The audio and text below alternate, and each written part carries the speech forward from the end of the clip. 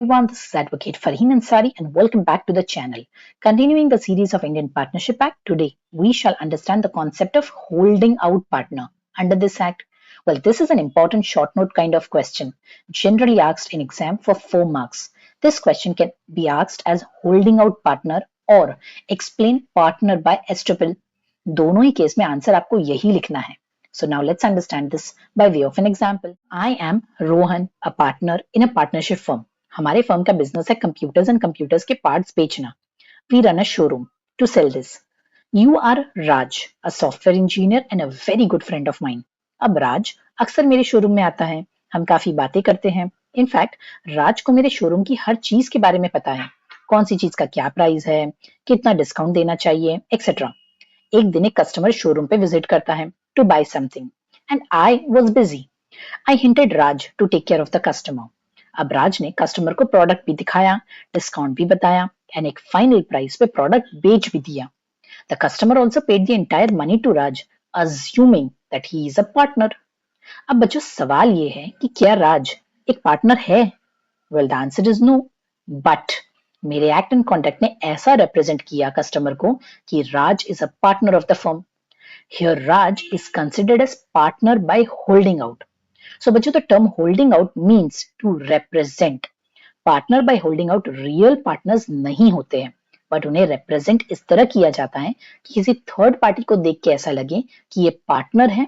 Such partners are also called as partner by estoppel. So the word estoppel is a legal word generally used under evidence law.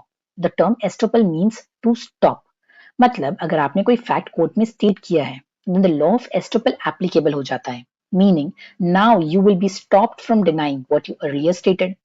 जैसे अगर आपने court में बयान दिया कि मैंने मर्डर होते हुए देखा है, अब आप अपना स्टेटमेंट चेंज नहीं कर सकते कि सॉरी मैंने नहीं देखा था.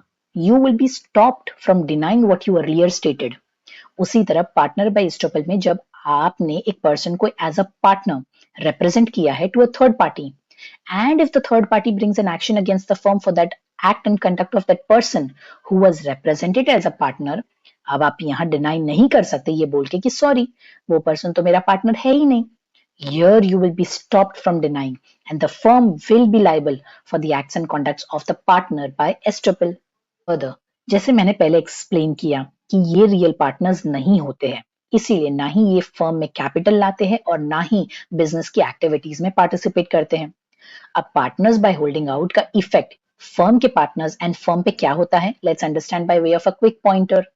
जो पार्टनर किसी पर्सन को एज अ पार्टनर रिप्रेजेंट करता है to an outsider, that person will be personally liable for the act of such held out partner. Partners by holding out ना ही फर्म में एक्चुअल पार्टनर्स बनेंगे और ना ही वो फर्म के एजेंट माने जाते हैं. Partners by holding out has no rights over the firm or nahi they can claim anything over the firm. So bachcho, this was the explanation of partners by holding out or partner by estoppel. This can be a short note kind of question. Hope you've understood the same. In case of any questions, do let me know in the comments below. For the notes on this topic, do join my Telegram group, of which the link is provided in the description. Until we meet next time, thank you everyone. Bye bye.